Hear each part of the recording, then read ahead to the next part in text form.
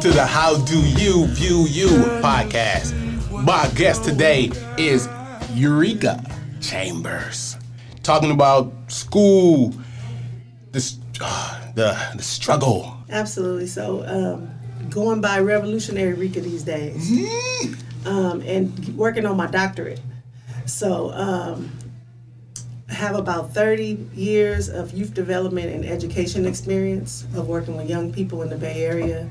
I'm very committed to community, the Black community, and changing outcomes for our people and making sure that they are successful, and not just successful in life, but successful at understanding what their purpose is in life and walking in that. It'll take a lot of work, but I'm committed to that. I was just about to say, how do you?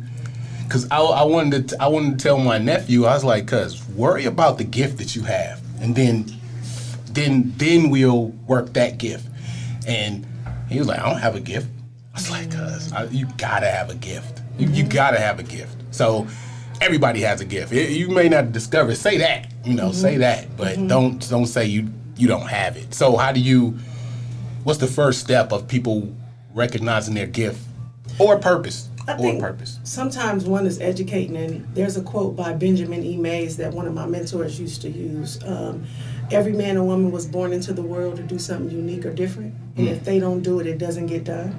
That right there is your purpose or gift.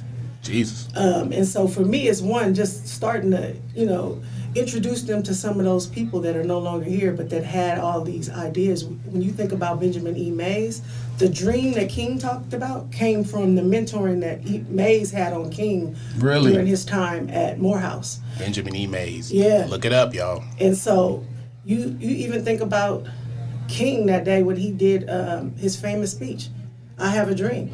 That was off the cuff. He didn't write that. It was another speech they had wrote for him. Really? Mahalia Jackson had sung I've Been Buked and I've Been Scorned. So the crowd had a lull over it. And so he was trying to get the crowd into it, but she had put that lull over it. Yeah. So then she became the first hype man in my opinion. She was like, tell him about the dream, Martin, tell him about the dream. So then he goes into that speech. Wow. So that was like off the cuff. Yeah, a lot of people don't. So I think taking the time to sit and, have those conversations with people and sharing that information that you get. A lot of people want to be the keepers of information, but we got to share what we receive. You have to share. Absolutely. And so I think it starts with that.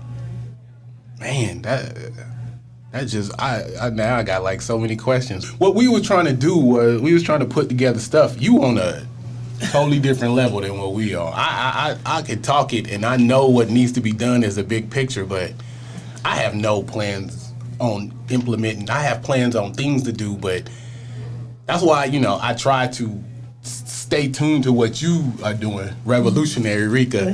Tell them about your master program. My doctorate? Yeah, your doctorate. I'm sorry, the doctorate. No worries. Yeah. It's educational leadership for social justice, and so really looking to change educational outcomes for not for all students, but it's for myself in my dissertation for Black students. Yeah. That's my experience, and so when I look back at my own experience in education, it was the village that I had. And so it wasn't that the schools prepared me to go to college and that I had all this access, but it was the village that my parents created around me. Wow. So that when they weren't there, it was all these other adults and people that were considered aunties and uncles that poured into me. Still influence, yeah. Exactly, and helped to build, to help me build, develop self-esteem and all of these kind of identity formation things that we want young people to learn about. Because if I didn't know who I was, then how could I tell you what to do? And how do I even know how to navigate? Yeah. And so I think just starting early with having a family that was heavily rooted in family and love and sharing that history and knowing that early. Wow. And then learning about Black history early on. My dad taught me that in elementary. And so I think having that in that village, those coaches, those Black teachers that you came across occasionally that saw something in you and really wanted to give you leadership opportunities. The old adage is, everybody wants to be a chief, but nobody wants to be an Indian. I know it's whatchamacallit. So is everybody a leader? In their own right, absolutely. But you have to know when to lead and when to follow. And that's even for our major leaders. Sometimes we got to fall back. I know when to fall back. I know I'm not going to follow the crowd. I got to make sense of what's going on, and I have that skill of discernment. Yeah. And from then I know when to lead and when to step up. You Yeah. know, when to step up and when to step back. But I think that's a learned skill too. That is definitely a learned skill, because some people think, mothers and, some fathers, you think you own all the time. You always the mama. You always the daddy. So you telling everybody what to do. Sometimes you have to listen to what this person is saying and be like, oh, you know what you're talking about. Let me just step back. So that's what I want to do. I would like to build leaders in the community, but I don't think I want to be one. You know how when people show me a problem, I'll fix it. If it's manual, if it's thought provoking, I'll do it. I just want to be a part of whatever's going on. But sometimes you're going to have to learn, like you said, to be a leader. You're just going to have to get up and do it, because other people are not going to do it. So is there an organization you belong to? Or are you starting an organization to do the? I remember you had the Mo Magic for a bit. And is there an organization that you belong to that y'all looking for members or? So I'm currently I just started working with Black Female Project. They did an interview on me a couple years ago, so I've been connected to some of their projects. But in the last month or so, we've been in talks, and so really going to partner to work on a 6-month project together around Black women in leadership. Okay. And engaging people who are in the field that may have Black women as leaders, or that may be working with young Black girls on how to navigate and communicate with African American women in leadership. And so they're doing a lot more about just highlighting the voices of African American women in leadership. That's good. And I'm gonna tell you, it's a struggle. You get beat up. It's that double, right? I believe it. One, you coming in, you Black, and then you're a woman. And so you gotta work 3 times as hard. And in that process, sometimes you tear yourself down physically and mentally. And you get to a point where you're in the trenches for 10 solid years, you gotta step away. Because if not, you're no longer good to anyone else. You can do the job with your eyes closed, but are you being effective? Are you making growing? a difference? Yeah, exactly. Yeah. And so I think connecting with Black organizations that are doing work where the impact is what I like. I'm about action. Yeah. I feel like we've had enough conversations. We've met with enough people. There's enough times that we've been surveyed as a community. We know what our needs are. Why are we continuing to why are they continuing to invite people to the table to say, again, here are the needs of the Black community? We've been doing that since slavery. I understand that. So now it's time for action. And I think unless there's real action, that's one thing that I cannot be a part of. Yeah. And so I think I invited you to Harambe House. Yeah, I watched them. Yeah, they did the one in Texas and DC. Yeah. Yeah, and so that one is based off the Freedom Schools. And so young people, they want to do something. When you look at the Civil Rights Movement, there was not one approach to that. You had Nation of Islam doing some stuff. Yep. You had SCLC doing some stuff. You had SNCC doing stuff. You had the Panthers doing stuff. Yeah. You had all these different approaches to it. And so even today, it shouldn't be just one group determining what happens to us or determining I don't the like agenda. that at all. Exactly. And so we got to create our own tables. And we got to teach our young people to create them too, because they are experts on their own lives. And who can tell them anything And different? people make decisions about them every day and don't even ask them. And don't even know them. Exactly. And so it's time for us to really we got to hold people accountable. We got to create our own tables and hold them accountable, because if you're going to include youth, have them at the table. And I'm not talking about the top youth that are straight A students that are going to go off to these Ivy League schools. Yeah. I'm talking about those kids who have been traumatized since birth, but still have potential, and you can see it when you give them opportunities. Yeah. But they got anger issues, so it's all trauma. It's But all they trauma. being triggered, exactly. Yeah. And they are being triggered. Mm-hmm. They are being triggered. Facebook, you sit there and everybody doing Black Lives Matter and da-da-da. And the thing that irks me about it, and I understand that y'all want to do something, so just rally behind it, but who are you talking to when you say Black Lives Matter? You're not talking to Black people. You can't be, because we already know that. So it's just, I just don't think that, like you said, get your own table. I don't need, it's like, no, y'all, and then they have it, I don't want to get too deep into it, but I'm not going with that. That's not my point. And my point is, why can't me, my brother, and my uncles and cousins and stuff put something together? Then the Griffin family come together. Then the Best family come together. Then the Chamber family come together. We all on one accord. To the, we all on the same bus, but we doing different things to get that thing. I don't need mommy and daddy from government basically to intervene and say, okay, well, you can call this Black Lives Matter Avenue. What did that help? That didn't help nothing. It didn't empower nothing. So and you still don't own that street, even though it's called Black Lives Matter Avenue. So yeah, that I understand and I believe what you're saying. So if it's a women's group, do men help? So men can be involved because the thing is, men, sometimes you have a black lady as your boss. Yeah. And the dynamics, especially if I have an older black man as an employee, I have to skate around this idea of respecting our elders. And even when sometimes they may be wrong, it's like it's a thin line between, correcting an employee and respecting your elders, especially when you're in a community-based organization. Yeah, so you have to be. Yeah. And so we do encourage, I encourage men to get involved.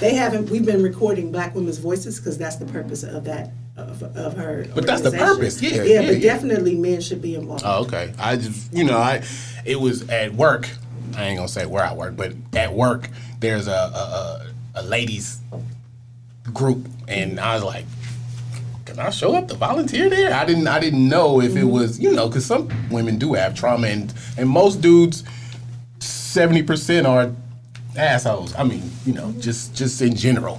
So I didn't want to show them. Yeah, that's their trap trauma. Right? That's trauma. It is trauma, and it's. Yeah, so I didn't want to show up somewhere where maybe I trigger somebody or because you see me. I mean, I know so I'm not, but people don't. They think I'm something opposite. Exactly. So I just didn't want to show up somewhere and do that. So yeah, anything about that, let me know. And in 6 months, what do you hope to achieve in that 6 months? Well, we'll be partnering with Alliance for Girls to actually train people in their network.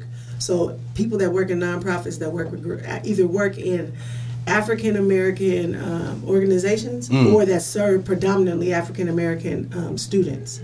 Those are who we're going to be training over the next 6 months. So there'll be some breakout groups around affinity groups. So there'll be one specifically in the breakout for white women, there'll be one for women of color, and then one for Black African American women. So 3 different groups where they can share and talk and share experiences. But the first part is really observing a conversation between 2 Black women who have been in positions of leadership or may still be in those positions, and them talking about their experiences. And so it's just an observed conversation. That's cool. There's no questions. That's cool. But then in the affinity groups, if you had questions, that's where you can start to ask those questions. And really get into your specific, I got you. Well, if y'all need help with that, we got the cameras and everything. If y'all want to, we can get anywhere. We can get anywhere y'all need us to be. Definitely, I'll reach out.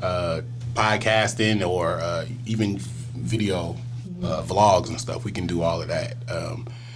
So we met at Camp Mendocino. Yes. Damn, 30 years ago? Yes. Yeah. God damn. I keep saying 30 years and I was joking, but now it's real. Like now it's really stuff coming up where you're 30 years old. Yeah. So that opened my eyes to a lot of, real world stuff. Even San Francisco people, you from the Mo, right? Mm-hmm. Yeah, so it's like I was from Richmond. I never dealt with anybody from, y'all talk different, y'all move different, but we all was the same. Mm-hmm. And I noticed that. Even East Palo Alto, all the way to all of the Vallejo dudes. But how did you, so do you think that experience what if that experience was an experience where it was like the women's group? Was that a good experience or could it have been better as far as, So I have 2 answers. The first answer was an awesome experience because you know what that was for me? That was therapy every summer. It was getting us out of these concrete jungles, taking us into nature for 2.5 months where you're not realizing just getting out of that toxicity of the city. Took the edge off for real. Already, right? But we all up there, we all coming from, the majority of those campers, especially from the Black and Browns, were coming from homes where they needed that escape, right? Yeah. They were coming from home environments where they were surrounded by trauma. And so this offered a little bit of escape from that. Now, when we got up there, we was all young trying to figure out who we were. So, of course, we all got on all this armor, trying to be tough. I know I was always trying to be tough because I didn't want nobody to play me.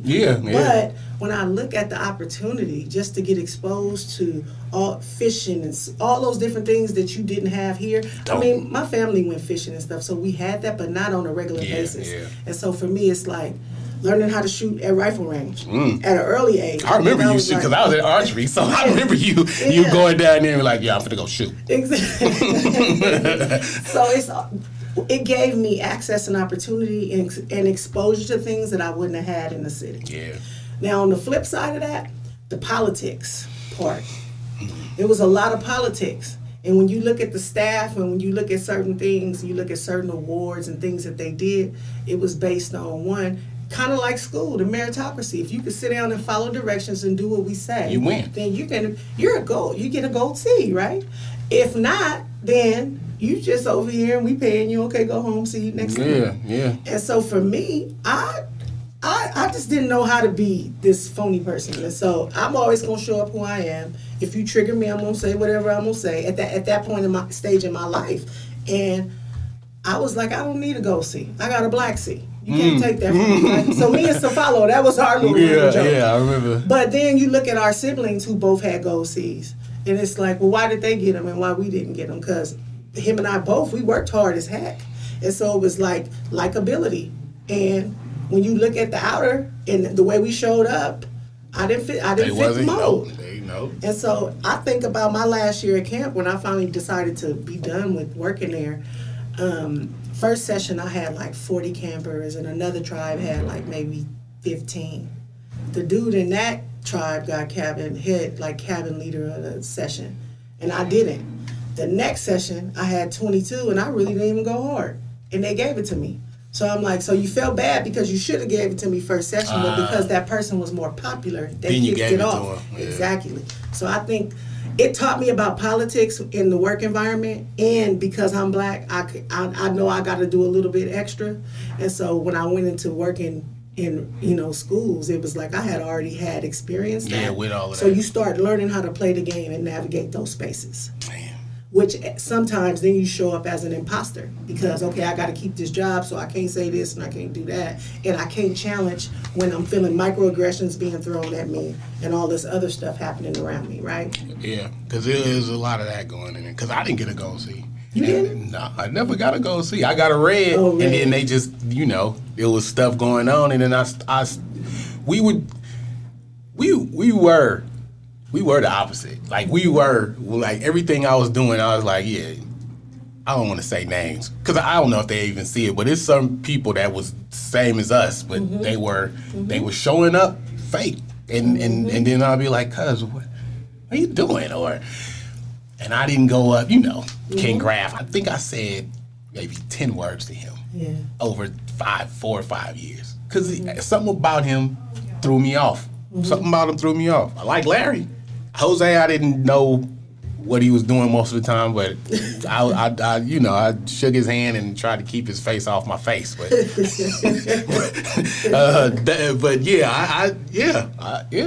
I know exactly what you're talking about, and I didn't even think of it as a learning experience until you just said it. I was like, is that how you can? Because it does. And you can see these fake people who say, fuck this, fuck that, and then you walk out to the flagpole and they sitting up there all in a circle. Like, what are y'all doing? I said, cuz I can't do this. I don't know how to do this. So, but it did take me out of the hood. It took me, it's summer. Summer in Richmond, summer in most ghetto places, murder go up. So I had to get up out of there. But none of my family liked it, so we didn't get to go. Plus it was nice to get away. It was nice to get away. Yeah, I was just curious how you felt about it, because I remember it felt, I worked because we worked different, because y'all was all in the kitchen, so I felt like I felt like an outsider there, because y'all all was in the kitchen, but we were the most alike, and I just didn't. So I came in there when I could, but it felt like I wasn't supposed to be there because I had to go take care of kids and stuff. But I I did enjoy it because I kept going, but man, it's a microcosm. It's the same as the world, man. Yeah. But can you justify being fake? I mean, I don't think you can. And I don't live my life in that manner. Even in the workspace where I feel like I call myself, I was showing up as an imposter. I mean, I had to pay my bills, so I have to keep a job, but I'm not finna kiss, and do all that extra stuff. Like, I'm doing what the job entails. I'm not gonna go over. I'm not trying to, I'm not in there trying to climb, because I realize that this whole game, this game of life, this ladder, this is all an illusion. And we chasing it, and we never really get there. Yeah, people acquire, they get a few things, right? And they seem like they doing well. But when you really talk to them, they be empty. Yeah, and very unhappy. It's like, I thought that the kids, the dog, and this corporate job would bring me all of this. And I'm like, cuz, you don't even have to play this game. Right. I said, if you can make a different kind of income, this is how I challenge people. What's your perfect day? And then they'll go into all of these things, and I was like, cuz, it's people that wake up, eat strange foods from another country, talk about it, and make money. Exactly. And travel all over the world. You playing a game that you was taught, like you said, you being broken in kindergarten. Follow these rules, because in what part of life, or that doesn't sound like jail, would you work for 40 years, retire for 10, and then die? That's not right.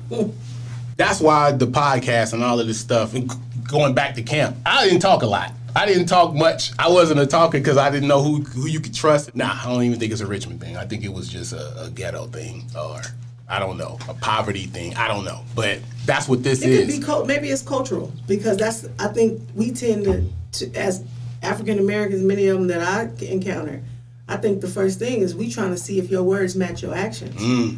And so a lot of times within the first 5 minutes, somebody will tell them they pretty much give it away. And they will. Can't trust you. Can't trust you. I ain't got to tell them that, but I'm watching you. I got my eye on you, right? Yeah. And so I was like that to an extent, but I had a lot of cousins and stuff up there. So I just lumped up with them. Yeah. I never lumped up with anybody new. I mean, I was cool with people, but I never ever, I just... You couldn't trust them. I didn't know if you could trust them. And it's better just not to risk it. But when the politics showed up, it showed why you couldn't trust them. I knew that, because them fuckers was snitching on each other. I was like, cuz, y'all all drink? Yeah. Anyway, it was a lot of stuff going on in there, and I kept quiet because it wasn't my business. Right. And that's just how we are. Some people, that's not my business. Oh, did you see? I didn't see nothing. I didn't see nothing. But I never got in trouble up there. I never got in trouble. I remember the night when I got my green C. I don't even know who it was. It might have been that photographer, Michael.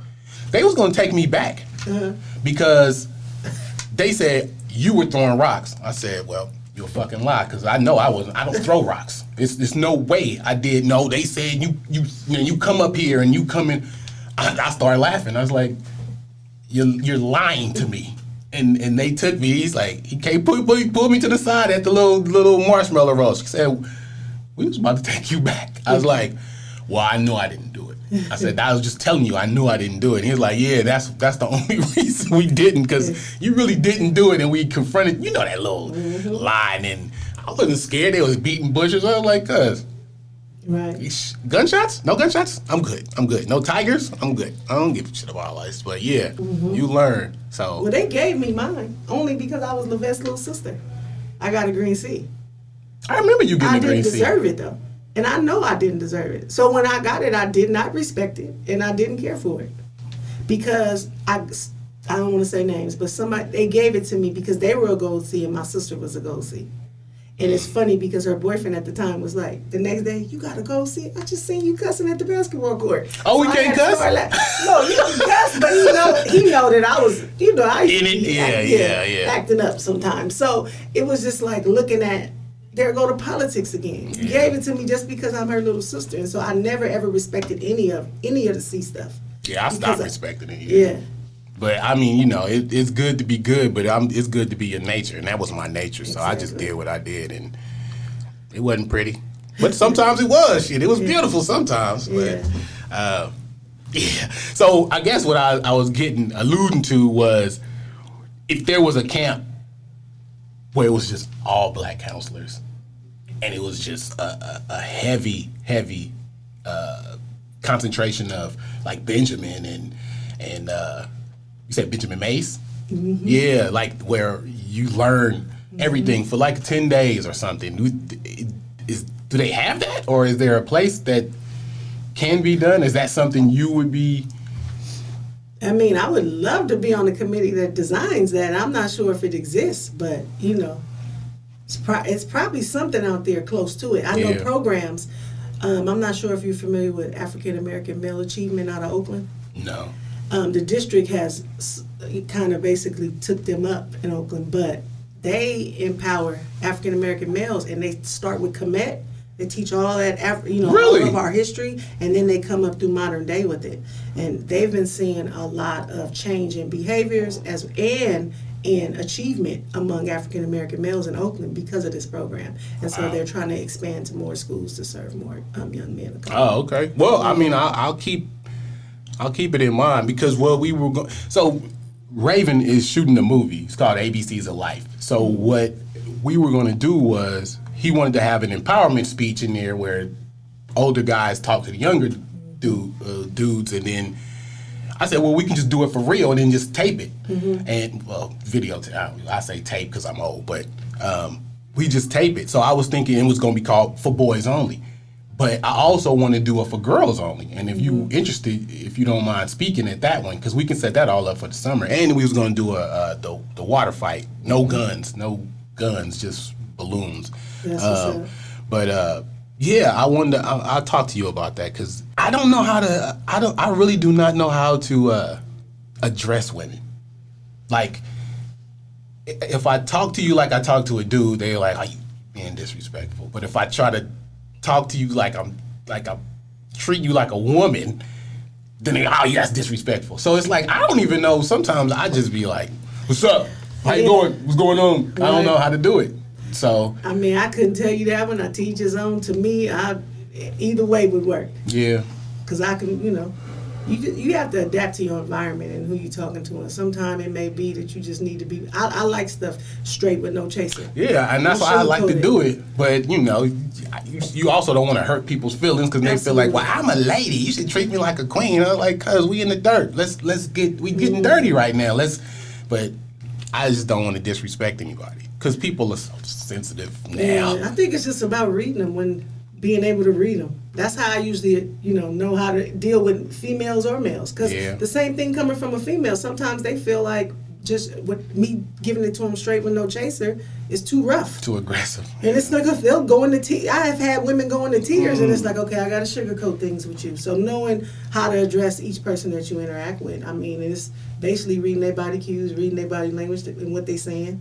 Because they tell you as soon as they walk up how to treat me me this way, or don't treat me this way. Yeah, I know. That's crazy that people know that, and preachers, pimps, and politicians, they can read people very well.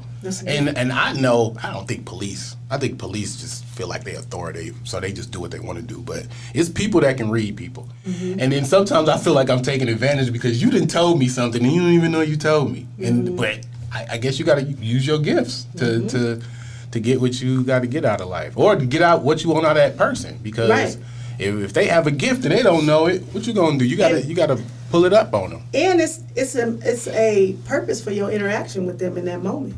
And so if you don't, then you might leave without getting what you were supposed to get. Yeah. Damn, that's powerful. And I think part of that, I think a lot of times that this idea of multitasking, all this stuff we learned from in that rat race has messed us up. Because we go into a situation and I'm listening to you, but I'm not here. I'm thinking about what I got to do next, and then I got all this stuff. Oh, what you about to say back? Right. Yeah. Or that. And where now it's like I'm in this. The last 9 months has helped me to slow down and just listen and be in the moment, be present and engaged in the moment. Because then I can give you. Then it might be some stuff I have in me, but if I'm got all this stuff swirling around, it ain't gonna come up because my brain ain't clear, right? It ain't focused on the sun at hand, the focus at hand. So How did you do that? Well, I resigned from the nonprofit I was running at the end of September. Yeah. Part of that was health reasons, and so I took the time to go. I'm on disability, but All right. that came from the stress of running a nonprofit in the city where local politics get to tell you what to do with your nonprofit. And so when I took the position, I was all gung-ho, like, okay, I can really put my leadership Make a skills deal. into place. But then when I start realizing that, okay, this one is giving you money, but you got to do this, and this one is giving money to the organization, but you got to do that, and you got to cater to all these people's needs, and so it stops becoming about the impact and the kids, because you got to grease, you got to kiss, because Bees, now you can pay 3 more staff, so now you need to do this. And I'm like, well, what is the impact? Are we changing people's lives? And when I get to the point that I feel like I'm no longer effective, that's when I need to walk away. Yeah. And that's what happened. But I think over the last 9 months, I've quieted down everything. I wake up in the morning now and it's just like, okay, what's my purpose for today? Like, I'm focused on today. Wow. I'm not focused on the rest of the week. What is my purpose for today? And at the end of the day, before I lay down, it's like, did I achieve what I set out to do? And if I say no, then I know tomorrow I got to work a little harder. If I say yes, then tomorrow's going to be a new purpose. New day, a new purpose. Yeah. Damn. Yeah, I was at that thing that backpack giveaway. Yeah. And the mayor showed up and everybody they had to clear out and move. They moved kids out the way. I was like, what's this? No, she's going to do this. She's going to do that.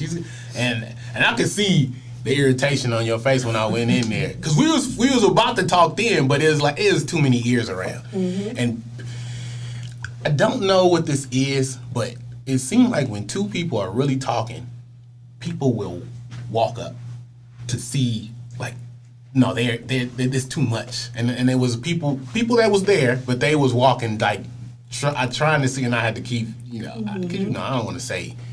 You don't say too much. They don't want us talking and collaborating. Yeah, I used to think that was a innate thing in them, because I remember I worked at a different place, a Biorad, and all of the black people in that company, we was all at one loading dock one day, and people actually stopped and looked.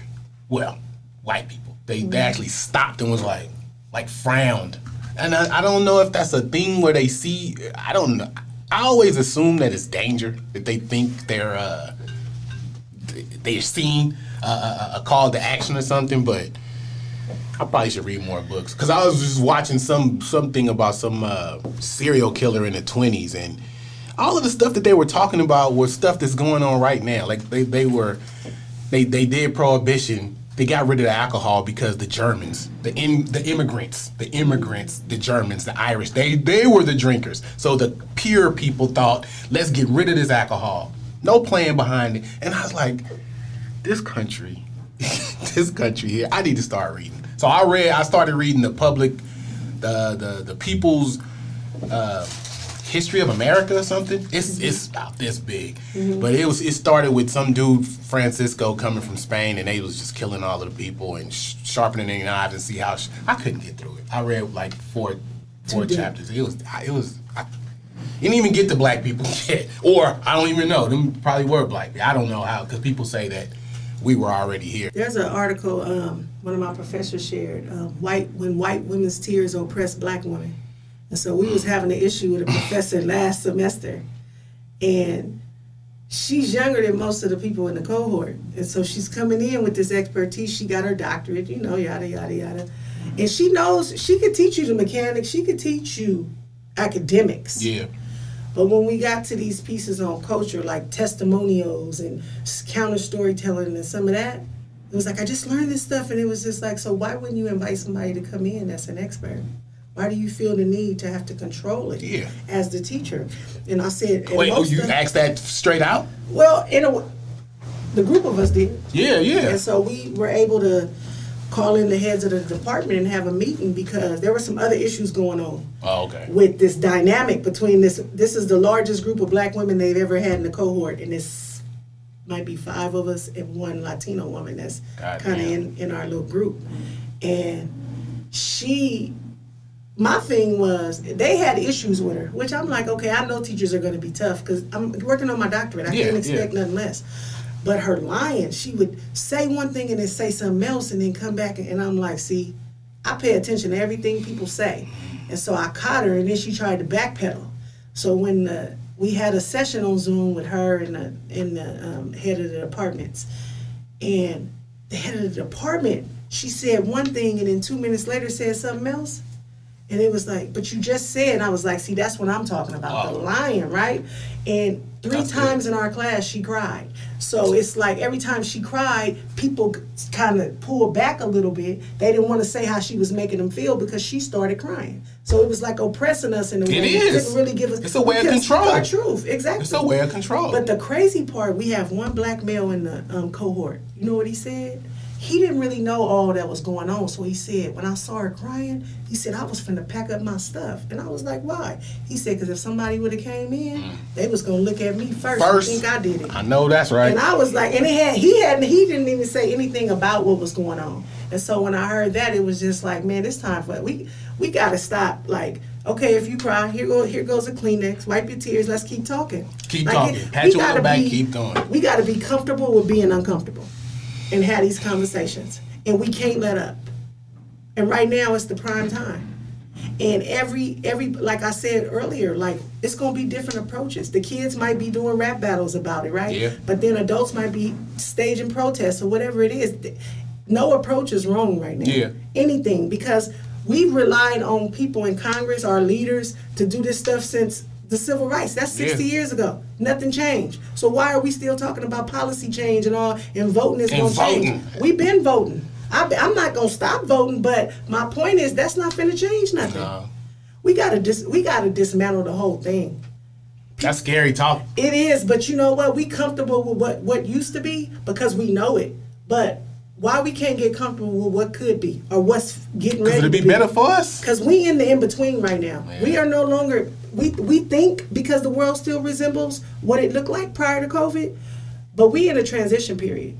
And if you don't take this opportunity to kind of like unlearn all those things that they indoctrinated us with, then you're going to be left behind too. You're going to be part of the problem. Exactly. Yeah.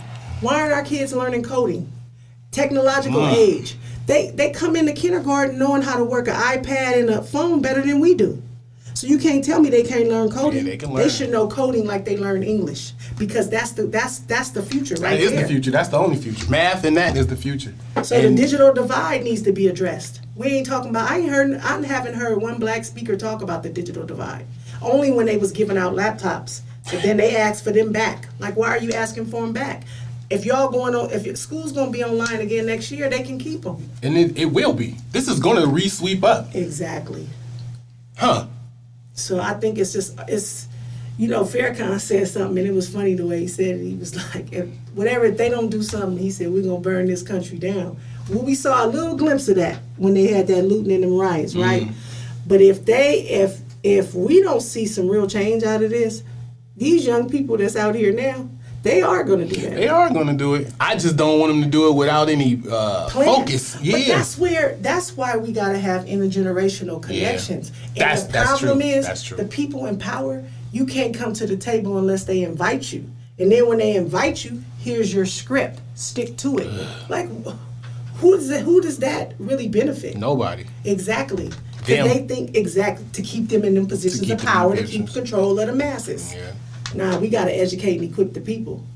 That's what it's really about. And if we don't, go ahead. So, I talk to Rave sometimes, and I talk to people, and then people tired of hearing me say it. But I said, cuz when I'm doing what I'm really supposed to be doing, I'm gonna get shot in the face, or they're gonna attempt to. The power that these people have, I don't see how a person can stay in Congress for 40 years. What is you out of touch on so many levels, and so I don't understand that anyway. But if I find a way, or if we collectively find a way to dismantle this, or California's its own thing, or however it happens, they're gonna try to quiet people. And I understand that some people I don't have any kids. Some people got stuff to lose. I have family, but I'll do it. I'll do it. Yeah, my motto is if I die, let me die. I mean, in this fight for social justice, because I cannot see my nieces and nephews and my godson and them growing up in this world, and we continuing having to do this. This is insane. Yeah. Why aren't the schools treating kids for ACEs, adverse childhood? Everybody's coming in with them, but we never even take that into account. I cannot sit in a class and learn from you if I'm in my mind thinking about where am I going to stay tonight, is there going to be food, or I'm staying up to 3, 4 in the morning because everybody in the house getting high. Like, let's just be honest. This is what's happening. And unless we address that, then that's going to continue to fail. Like, you do got some kids that's able to be resilient and make it. I did. A lot of us did. Yeah. But when think about it, when we left high school, they didn't prepare me for college. I was not prepared to write a paper in college. Yeah. Exactly. Yeah. And so my point was, so you did all that so that I can learn to be obedient? That's all it could have been. Because I wasn't going to get no 2 kids and a dog and a white picket fence. Let's quit playing. Not on what y'all gave me. Not on the tools y'all gave me. Exactly. Yeah. I had to use my hustling skills that I learned from surviving, right? To use that to be like, okay, now I got to do a little bit of this and a little bit of that to make ends meet. Make it work. And that's how we've always... That's what we've done in this country. They all done it. They've done it. Everybody, the founders done it. Exactly. So, but when we do it, it's a crime. It's a crime. And it's a 20, 30-year crime. But we were taught this. And you celebrate it when other people. Finna be 4th of July. They celebrate. And then shooting off fireworks. They celebrate their freedom, but they had an issue with us celebrating ours last week. You know what I mean? Juneteenth. Yeah, like, come on. And even then, like, we really wasn't free. And even, let's talk about Lincoln. He didn't believe in that principle. He used that as a tactic. Yeah, I put that on Facebook. Exactly. That's all it was. So that's why I think you might have seen my post the other day when I was like, you speak with your lips, but your heart is right. Yeah. People do a lot of lip service and pay a lot of lip service to stuff, but their heart is not really there. And then the next day they moved on to something else. And they moving on you still sitting in this systemic oppression every day, waking up trying to figure out how to get out of it. That's why I don't understand why people want to hold hands with other people. It's like, cause they can say, they can do all this struggle with you, turn their back, and go back to their life and be good for the rest of their life while we still in it. And then talk about that experience for the rest of their life. I marched with, I got some, I marched with King. I'm like, yeah, but look what you're doing today, though. What does that have to do with today? And just because you marched to King don't mean that you was like a real ally. No, that means you want to be seen with King. Mm-hmm. I guess I'm going to have to decide on that I'm not going to be a popular person, because when I say stuff, people think I'm being anti, but I'm not saying it. Think of why I'm saying what I'm saying. That's, if everybody could just empathize for a second and say, well, why would he say, we all trying to celebrate and be together, why Juneteenth can't be a good day? All right, well, let me tell you why. Because the dude that emancipated you, he wanted to cripple the South because they had free labor.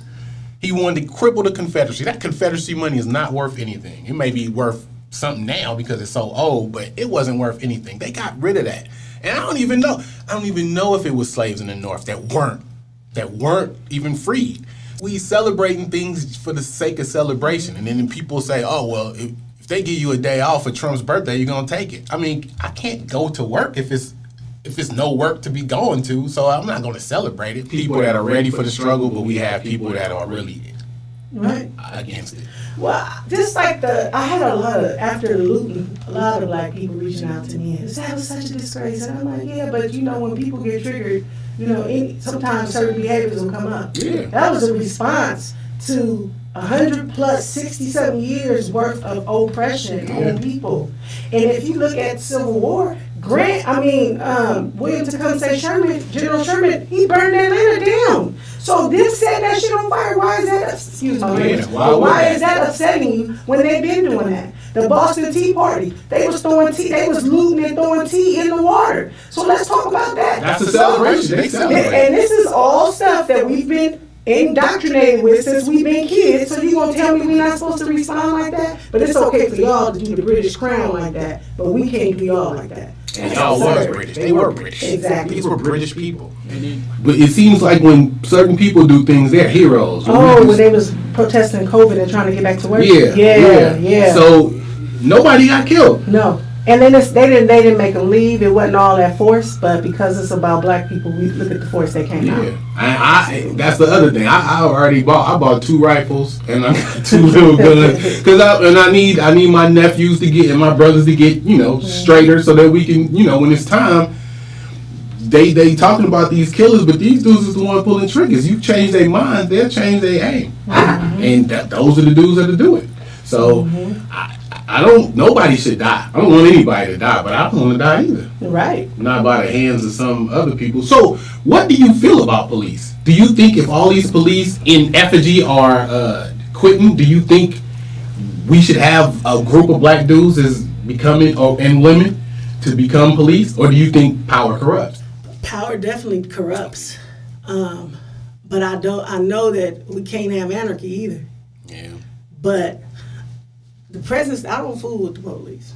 I never don't break the law, but I don't fool with the police. I don't trust them, and I've had too many experiences in my own family where people have called for something else and it turned against them. I've had a family member killed by the Hayward police. Nobody ever did anything. Nothing was ever done with that. And actually several friends too.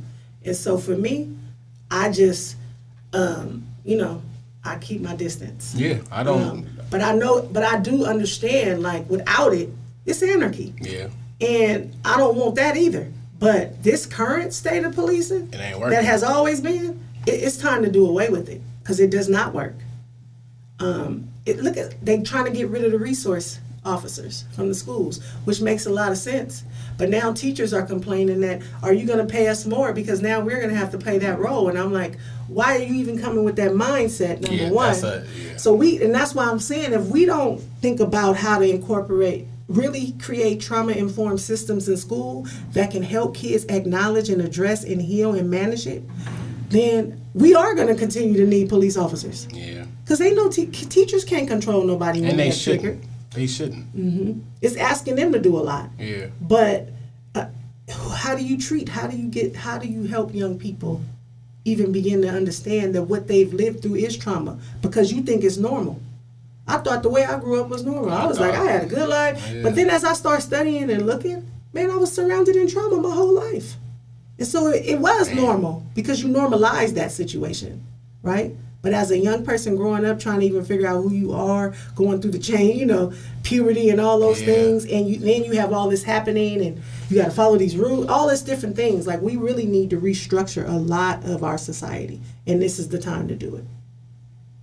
And we need to start with that. That's at the top of the agenda. Yeah, that is. But we need people who know. Like, we need the experts at the table.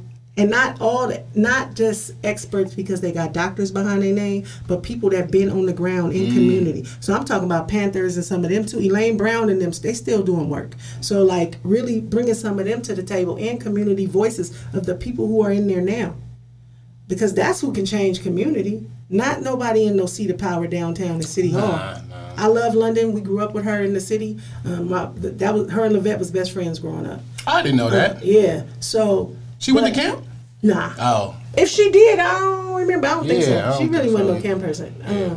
But I even look at her and I appreciate her role, but London's a politician. So London can only do so much. Yeah. You gotta appease this group and that group and that group, so you're only gonna do so much. You can only do, they only gonna let you do so much. So, like, when you look at that situation, it's like, okay, we gotta figure out how we're our homegrown leaders.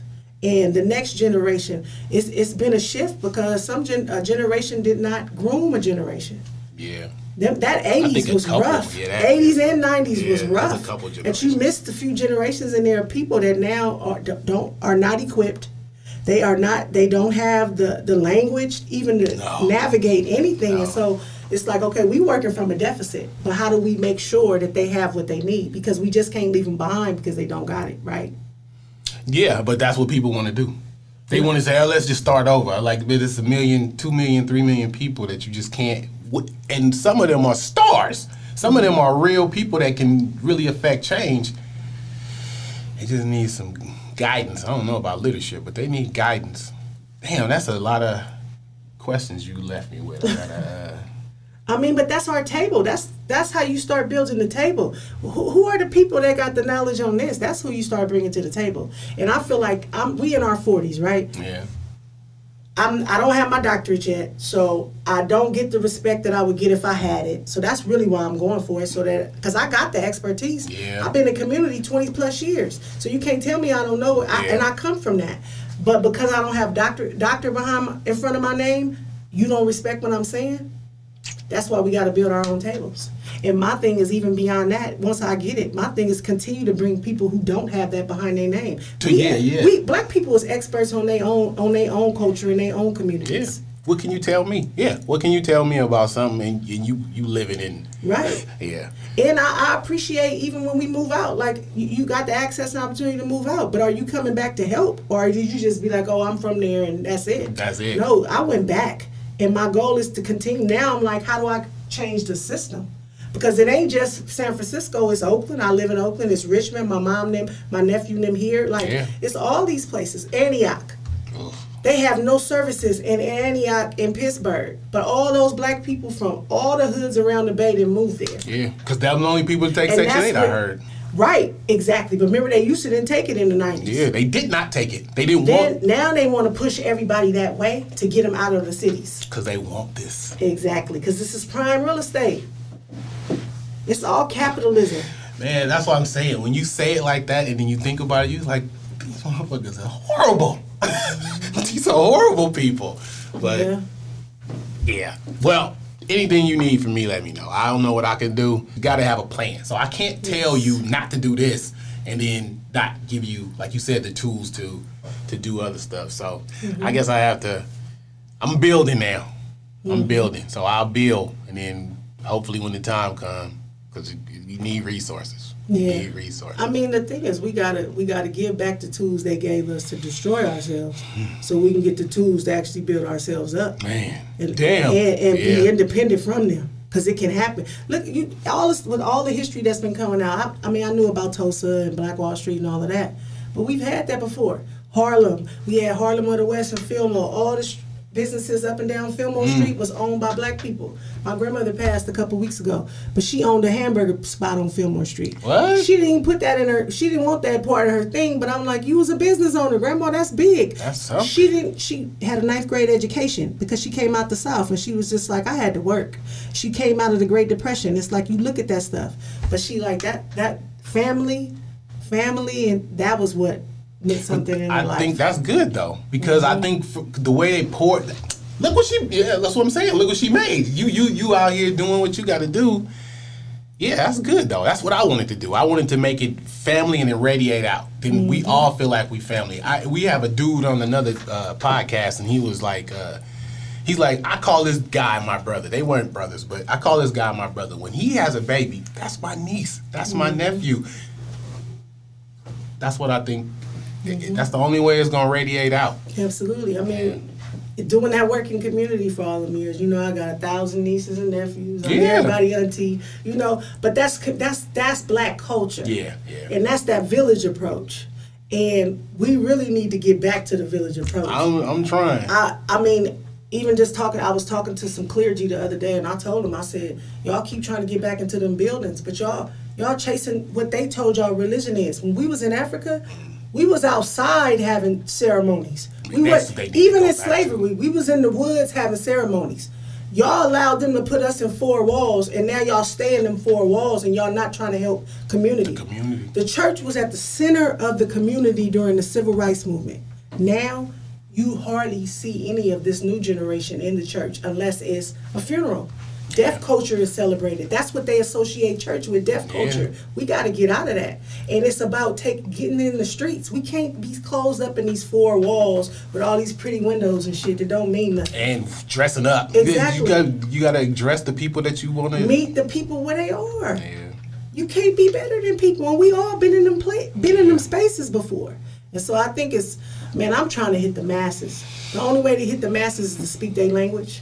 And to come with something real that's truthful, because if you still spinning that same BS that they've been spinning to us forever, we ain't gonna get nowhere. We're gonna be doing the same thing. We're gonna go back to chasing trends on social media, looking for the next thing to post a selfie with a broom challenge.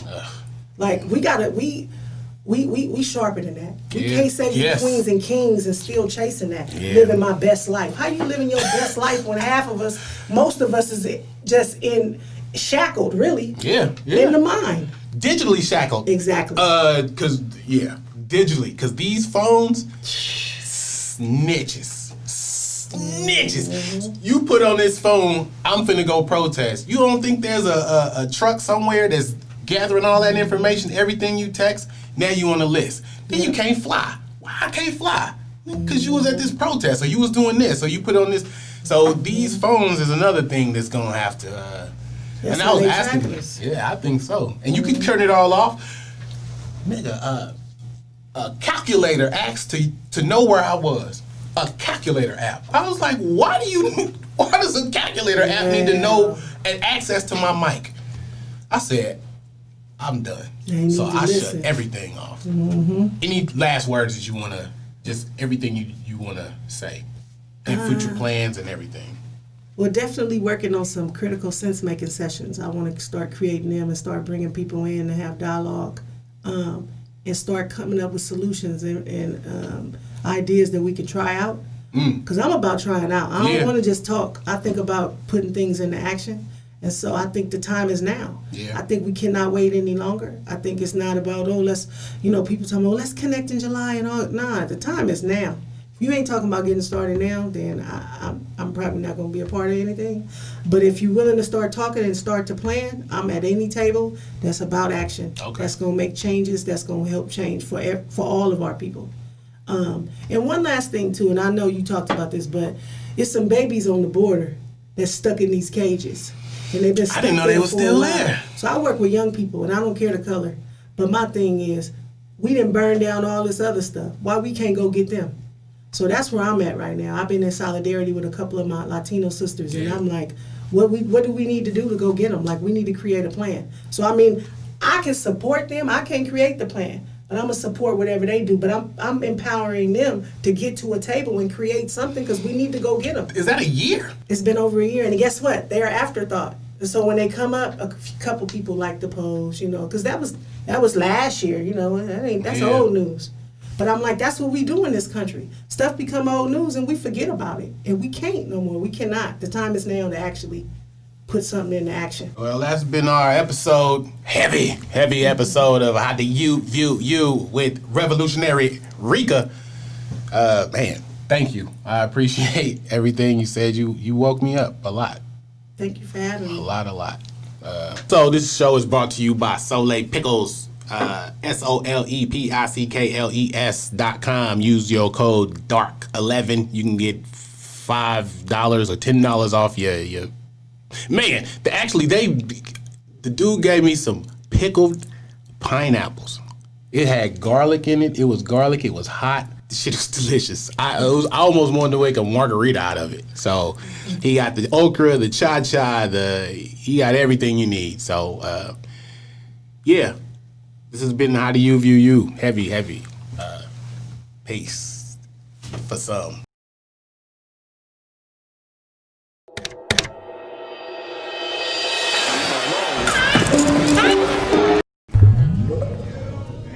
All right, welcome to the Translucent Podcast once again.